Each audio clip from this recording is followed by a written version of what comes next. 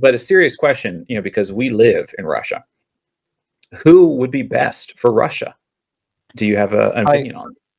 Because sometimes people are cynical and they give comments like, "Oh, vote for whoever you want. It doesn't matter." I think it does matter. I mean, you're rolling the dice, of course. You never know. Are you running?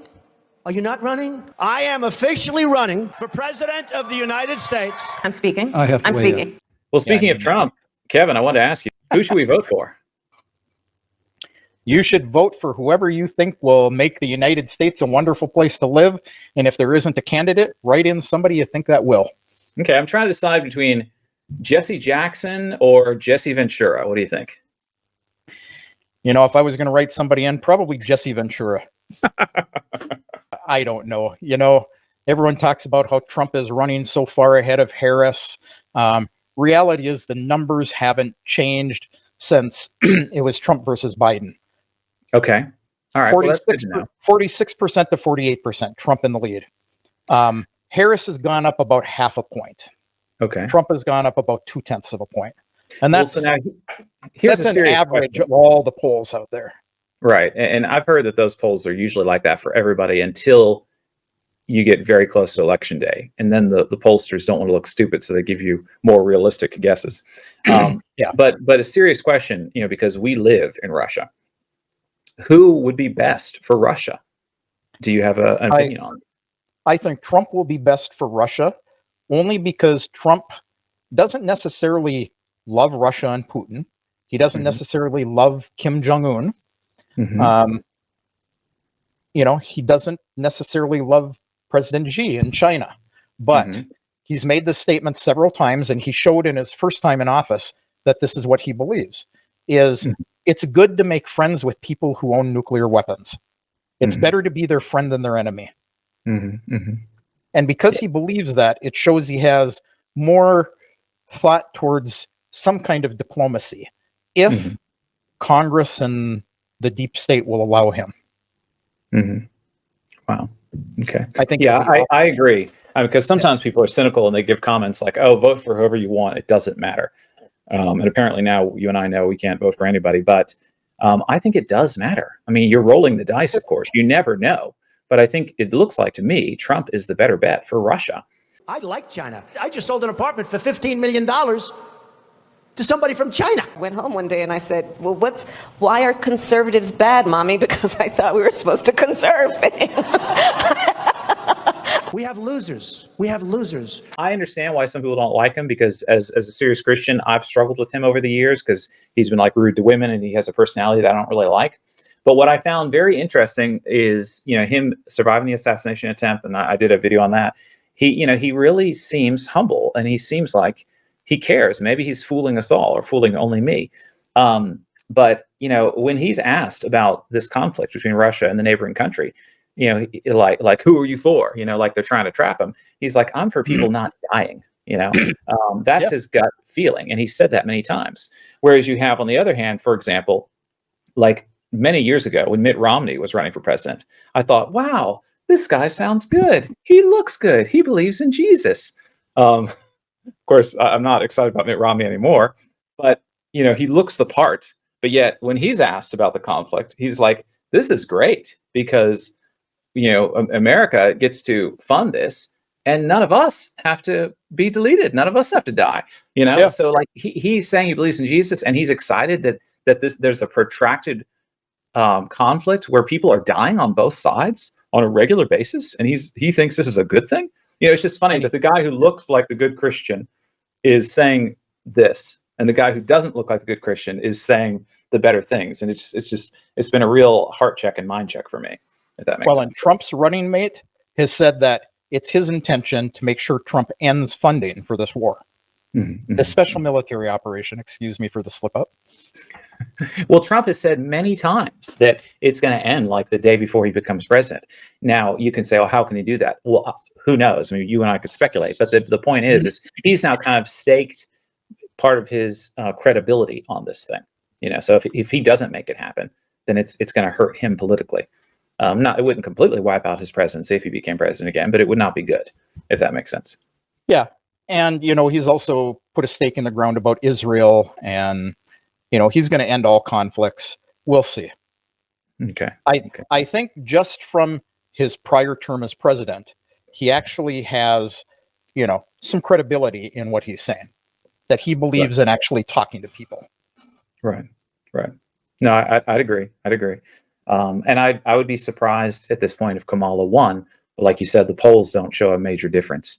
Even though Trump went through this miracle of surviving, something as crazy as being shot through the ear. But DC is a powerful machine, and maybe they can make a miracle happen with Kamala. So maybe. Who knows? And present culture is the way we express how we're feeling about the moment. And we should always find times to express how we feel about the moment that is a reflection of joy, because it comes in the morning. We need a leader. But when I heard this was happening, the first thing I thought was the Biden administration did this because they wanted something good in the news, because the debate didn't go well, and then Trump survived, thankfully, his assassination. And then Biden decided to drop out suddenly after those two things happened. I don't think it's a coincidence. And now this, because these people weren't just arrested yesterday. They've been, held for a while, and now suddenly this is happening. Am I just too jaded? What do you think? Is that crazy? I think the election has something to do with it. They've got to have something good to push Harris up a bit. I don't know. And so if I'm thinking that, I would assume there's lots of people thinking that, because I think Trump had been saying when he's president again, he's going to get all these people back. And so now Biden suddenly is like, look, got him back, And of course that had nothing to do with Biden, but, behind the scenes, it was a lot of negotiators from a lot of sides. So is this something that would be negotiated for a really long time, and it's going to happen when it happens, and Biden just got lucky? Or is it something where the Biden administration made a phone call and said, you know what, we'll accept this deal that we've been not accepting. Let's do it now. When was Navalny? When did he leave us? That was a couple of months ago? Yeah. 16th of February. You and I did a live on it. Okay. All right. Yeah. So the United States claims that for this deal, they were actually negotiating for the release of Navalny. So considering he passed away on February 16th, 2024, this has been going on since first of the year. Okay. I want to talk about two things. First, Afghanistan. When do we beat Mexico at the border? They're laughing at us. Everybody knows Joseph-Stephenrose. He is the man about Moscow, recently turned political, what should we say, political commentator, and just all around great guy. If you guys want to move to Russia and you want to go to the Moscow area, contact Joseph or Svetlana. Her email is in the description below. So good job, man. I didn't even tell you to do that for me ahead of time. So you did good. What and is it okay with the algorithm if I officially say that I'm doing political commentary, or should I just pretend I'm a fun guy and just sneak in political jabs here and there? That's up to you.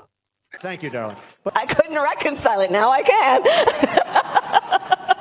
I would build a great wall, and nobody builds walls better than me, believe me. But yeah, Kevin's an American who lives in Crimea, which is that an island or a peninsula? What would you say? I guess it's a peninsula technically, right? Technically, it's a peninsula, yeah. So it's like tropical, subtropical Russia. And he is a very smart guy in a chair who has old connections with American government stuff, you could say, right? We could say I have connections with various governments stuff. Right. So you can watch all his episodes and catch up. And he and I have done several lives together, and maybe one day we'll do something in person. I do only some lives. Most of my show is like, comedy, adventure, and some now political analysis stuff with my family and with different guests. I'm an American in Moscow. I don't need anybody's money. It's nice. I'm really rich.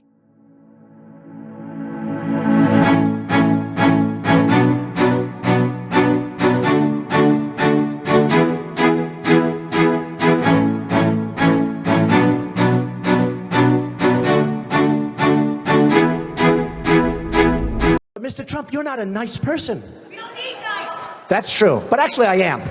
I think I am a nice person.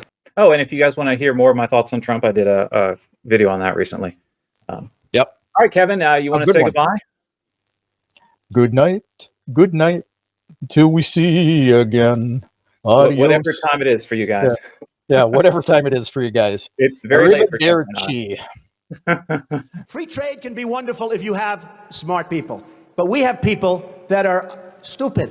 Следом комфортабельном автобусе он находится на парковке. Присоединяйтесь к нашей группе. Ведет телеканал Москва-24 при поддержке Министерства туризма. Что смотрим? Исторический центр Воробьева-Буры, Минская, Москвич, Поклонная гора. Москва-Сити будет обязательно.